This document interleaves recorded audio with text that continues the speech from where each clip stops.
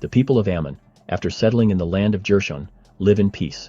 The people observe the law of Moses, and the land is at rest, with no disturbances, in the 16th and 17th years of the reign of the judges.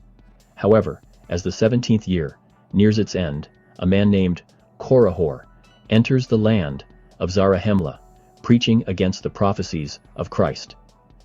Korihor says, "Why yoke yourselves to foolish traditions? There is no Christ, no prophecy, no remission for sins. What you call prophecies are only traditions handed down by your fathers. There is no God. Every man's fate is in his own hands. He preaches that there is no sin, no atonement, and no afterlife." Korihor travels to the land of Jershon, where the people of Ammon, wise in their faith, bind him and take him before Ammon, their high priest.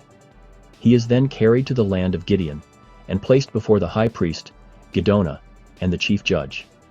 Giddonah addresses Korihor, "Why do you pervert the ways of the Lord and teach against Christ?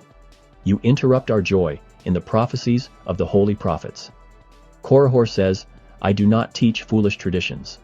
I say that the people are in bondage to priests who control them, with fear of an unknown God. You keep them in ignorance, by teaching them that Christ shall come." Korihor is sent to Alma, the high priest and the chief judge, where he continues his blasphemies. Korihor accuses the priests of greed and control. Alma say, "We do not seek gain from the people. I labor with my hands, and I receive no money for preaching the gospel. We preach only to declare the truth and bring joy to others. Do you deny there is a God?" Korihor says there is no God. Alma responds, "What evidence do you have that there is no God? I know there is a God, and that Christ shall come.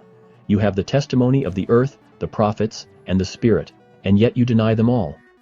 Alma tells Korihor that he is possessed by the devil, and that his words are inspired by a lying spirit. He rebukes him for leading people astray. Korihor says, "If you show me a sign, I will believe." Alma responds, "You have had enough signs. You deny the evidence before you, but if you will not repent, you shall be struck dumb." Alma prays to God, and Korihor is struck dumb, unable to speak. He realizes the power of God, but it is too late.